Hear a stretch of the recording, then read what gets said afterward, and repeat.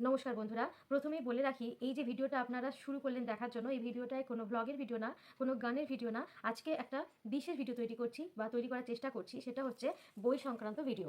তো যারা বই ভালোবাসেন, পড়তে ভালোবাসেন বা কাউকে গিফট করতে ভালোবাসেন, তারা এই ভিডিওটা দেখুন। আর যারা একদমই বই বিষয়ে আগ্রহী নয়, তারা কিন্তু স্কিপ করতে পারেন। আমার একজন পরিচিত কাকু আছেন যার নাম শ্রী জিষ্ণু। তারই লেখা বইগুলি সম্পর্কে একটু আলোচনা করছি। তার সমস্ত জীবনের অভিজ্ঞতা দিয়ে মানব, এই যে আমাদের সমাজ, মানব হৃদয়, পরিবার, এই সমস্ত বিষয় নিয়ে বেশ কিছু বই লিখেছেন।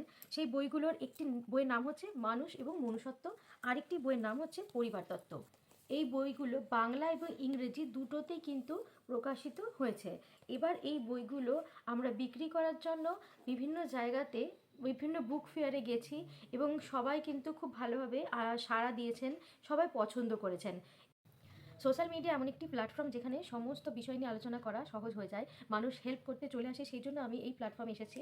এই বইগুলো যদি আপনারা একটুখানি পড়তে চান, আপনারা জানতে পারবেন জীবনে এই যে আমরা কঠিন সমস্যার মধ্যে পড়ি, বা আমাদের পরিবারের মধ্যে, প্রত্যেকটা পরিবারের মধ্যে অনেক রকম বিবাদে, স্বামী স্ত্রীর মধ্যে বিবাদ, সন্তান এবং তার বাবা মার মধ্যে বিবাদ, বন্ধুদের মধ্যে বিবাদ কেন হয় এবং তা থেকে কি করে বের হতে হবে, এই বইগুলো পড়লে আপনারা জানতে পারবেন, সত্যি জানতে পারবেন। যেরকম গীতা বললে আমরা কিন্তু অনেক কিছু জানতে পারি, এত কঠিন সমস্যার মধ্যে দিয়ে আমরা কেন যাচ্ছি, তার থেকে নিস্তার পেতে গেলে আমরা কি করতে পারি, ইগনোর করতে হবে কি আমাদের অনেক বেশি করে সেই বিষয়ের মধ্যে ঢুকে গিয়ে লড়াই করতে হবে, ঝগড়া করতে হবে, কোনটা সবথেকে সহজ উপায়, সেইগুলো যদি জানতে পারি, এই বইগুলো পড়লে আপনারা কিন্তু খুব সহজেই অনেক কিছু জানতে পারবেন। আপনাদের অনেক কোশ্চেন থাকে এই সংসার সম্পর্কে, তো আপনারা যদি পড়েন তাহলে কিন্তু জানতে পারবেন যে সহজে ভালোভাবে থাকা কীভাবে যায়। হ্যাঁ, যেভাবে থাকার কথা বলা হয়েছে এগুলো কিন্তু অতটা সহজ নয়, যে এগুলো পড়লাম এবং আমরা মেনে চলতে পারছি, আমরা মানতে পারি না, সেই জন্যই আমাদের চলার পথ এত কঠিন হয়েছে। আমরা অনেক কিছু জানি, যে মানুষের সাথে তর্ক ঝামেলার মধ্যে না করে যদি সেই জিনিসগুলো থেকে একটু বেরিয়ে আসা যায়, তাহলে হয়তো সেটা অনেক সহজ হয়ে যায়, চলার পথটাকে সহজ করে নেয়। কেউ আপনাকে প্রচণ্ড কষ্ট দিচ্ছে, প্রচণ্ড আঘাত দিচ্ছে, আপনি বুঝতে পারছেন যে সেই মানুষটার থেকে আমি আঘাত পাচ্ছি, কিন্তু তার কাছে বারবার আপনি ফিরে যাচ্ছেন, তো সেখান থেকে আপনি কীভাবে বেরিয়ে আসবেন, সেইটা কিন্তু আপনি এই বইগুলো পড়লেই জানতে পারবেন। অ্যাকচুয়ালি কথাটা আমি একদমই ঠিক বলেছি, আপনারা যদি পড়েন, আমি একটুখানি বলে দিচ্ছি বইয়ের মধ্যে কী কী আছে। মানুষ ও মনুষ্যত্বের বইটা পড়লে আপনারা বেশি আগ্রহী প্রকাশ করতে পারেন। এখানে একটা সূচিপত্র দেওয়া রয়েছে, ঠিক আছে। এখানে লেখা আছে ক্রমবিবর্তন, ক্রম, ষড়রিপু, অষ্টপাশ, হিংসা, অমনুষ্যত্ব, কর্মফল, কর্তব্য, মানুষ ও মনুষ্যত্ব। এগুলো এক একটা পাতায় 9 নম্বর 12 নম্বর প্রত্যেকটায় এরমভাবে দেওয়া আছে পাতা নম্বর। অর্থনীতি, ধর্মনীতি, রাজনীতি, এই সমস্ত সম্পর্কে, বিশ্বপ্রেম, মনুষ্যত্ব সম্পর্কে, সব কিছু সম্পর্কে কিন্তু বিস্তারিতভাবে লেখা আছে। তো এটা পড়তে পারেন, পড়লে আপনারা জানতে পারবেন কিভাবে কিভাবে আমরা জীবনের চলার পথটাকে একটু সহজ করতে পারি। এইখানে রয়েছে এইটা অষ্টপাশ। এই অষ্টপাশে কি বলা হয়েছে আমি এটাই বারবার পড়ছিলাম, সেটাই আপনাদের সাথে একটু শেয়ার করছি। মানুষের সুন্দর জীবনযাপনের যে 8টি মায়া সূত্র, বাধা বিঘ্ন ও বৃত্তি প্রত্যক্ষ বা পরোক্ষভাবে মানুষকে বিভ্রান্ত বা বিব্রত করে, তাদেরকে বলে অষ্টপাশ। এরা ষড়রিপুর মতো সহজাত মৌলিক বৃত্তি নয়। যুগধর্ম অনুসারে ষড়রিপুর আনুষঙ্গিক অনুবৃত্তি ও অত্যন্ত হওয়ার কারণে পরিবর্তনশীল। আদি ও মধ্যযুগে দুই রকম ছিল। আদি যুগের অষ্টপাশ কী কী ছিল? ঘৃণা, অপমান, লজ্জা, মান, মোহ, দম্ভ, দেশ ও বৈগুণ্য। মধ্যযুগের অষ্টপাশ ঘৃণা, ভয়, জাতি, কুল, শীল, লজ্জা, জুগুষ্মা ও অভিমান। কিন্তু বর্তমানে জাত ও ধর্মের সমন্বয়ের যুগে মানুষের মনে জাতি, কুল, শীল, মান, অপমান ইত্যাদি পাশের গুরুত্ব বেশি। একসময় হাঁড়ি, সুরি, মুচি, ডোম ও চণ্ডালের মতো জাতিশাস্ত্রে ও সমাজে অস্পৃশ্য, পতিত ও হীন জাতি বলে মনে করা হতো। এমনকি তাদের সেবা করলে ব্রাহ্মণ প্রভৃতি উচ্চবর্ণ সমাজে পতিত বলে স্বীকৃত হতো। নিচু জাতির ঘরে জল পর্যন্ত গ্রহণ করা হতো না। ফলে এর থেকে বোঝা যায় যে জাতি, কুল, শীল, মান ও অপমানের হীনতা ও সংকীর্ণতা সমন্বয় স্রোতে ভেসে গেছে। আধুনিক শিক্ষা ও সমাজ ধর্ম সংস্কারের মাধ্যমে জাত, কুল, শীল, মান ও অপমান ধর্মচরণের পথে, সংসার, সমাজ ও জীবন পথে বাধা হয়ে দাঁড়ায় না, বরং সহায়তা করে। এছাড়া অর্থোপার্জনের কারণে উচ্চবর্ণের মানুষ নিম্নবর্ণের পেশায় যুক্ত হয়ে গেছে, আবার নিম্নবর্ণের ব্যক্তিরাও শিক্ষিত হয়ে উচ্চবর্ণের কর্মে যুক্ত হয়ে পড়েছে। নিম্নবর্ণের নরনারী সাধন ভজনে যুক্ত হয়েছে এবং উচ্চবর্ণের বহু ব্যক্তি সাধন ভজনে না গিয়ে চাকরি ব্যবসায় যুক্ত হয়ে অর্থোপার্জনে লিপ্ত হয়েছে। মানে আগেকার যুগে যেটাকে শুধুমাত্র এই জাতিটা এটা করতে পারবে না, ওই জাতি নিম্নভাবে বলা হতো, এটা কিন্তু এখন হয় না। নিম্ন জাতির লোকেরা এখন পড়াশোনা করে শিক্ষিত হয়ে অনেক উঁচুতে উঠে গেছে, এবং উচ্চবর্ণের লোকেরাও এখন কিন্তু বাধ্য হয়ে অনেক সময় দেখা যায় যে কাজের অভাবে অনেক ছোট কাজও করতে হচ্ছে। তো এই বিষয়গুলো এবং আরও পারিবারিক বিষয় আপনারা এই বইগুলোতে পেয়ে যাবেন, পড়তে পারেন এবং কিনতে পারেন। কোথায় পাবেন আমি ফোন নাম্বারটা নিচেই দিয়ে দিচ্ছি, আপনারা এই নম্বরে কল করে নেবেন।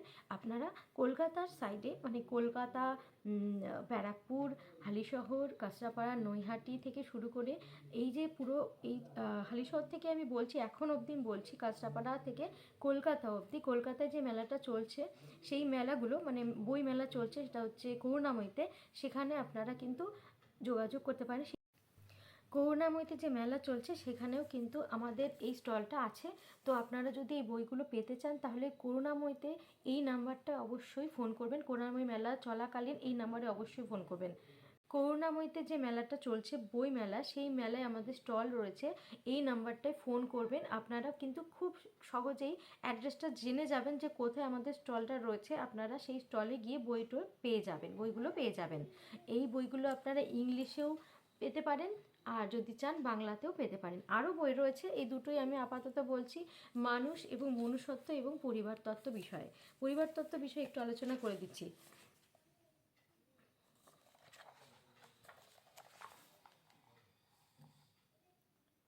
এখানে এরমভাবে হঠাৎ করে আমি ট্যারো কার্ডের মতো একটা কার্ড বার করে না, সেইভাবে একটা পেজ আমি এরভাবে উল্টে নিলাম।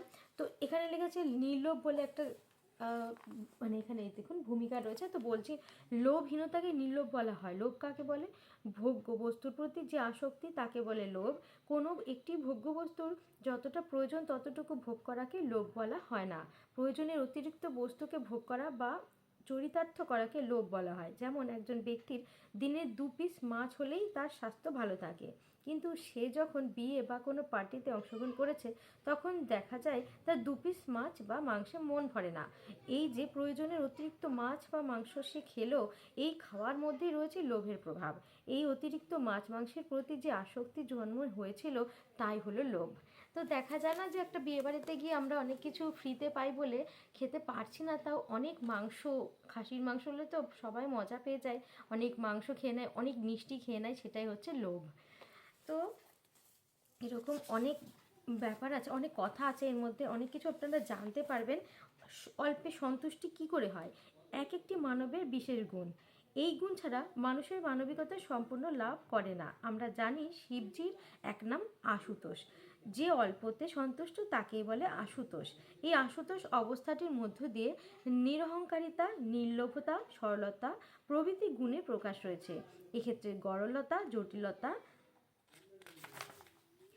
প্রভৃতি প্রবৃত্তিগুলি মনের মধ্যে যে কোনো কাজ করে না, তাই যা পায় তাতেই সন্তুষ্ট, এই ভাব জন্ম নেয় ওই ব্যক্তির মধ্যে। তো আপনারা বুঝতেই পারছেন আজকাল একটা দুটো সমস্যা খুব বাড়াবাড়ি মারাত্মকভাবে বেড়ে গেছে। সেটা হচ্ছে, এক হচ্ছে ডিভোর্সের সমস্যা, বিয়ে হচ্ছে এবং বিয়ে ভেঙে যাচ্ছে, আর 2 হচ্ছে আর্থিক সমস্যা। তো আর্থিক সমস্যা সম্পর্কে এখানে কিছু কথা বলা হয়েছে, সব ব্যাপারেই বলা হয়েছে, বিয়ে কেন ভাঙছে সেই ব্যাপারেও বলা হয়েছে, এটা একটু বলছি। আর্থিক সমস্যাটি একটা বড় সমস্যা। অনেকে বলে থাকেন পয়সা না থাকলে প্রেম জানলা দিয়ে পালিয়ে যায়।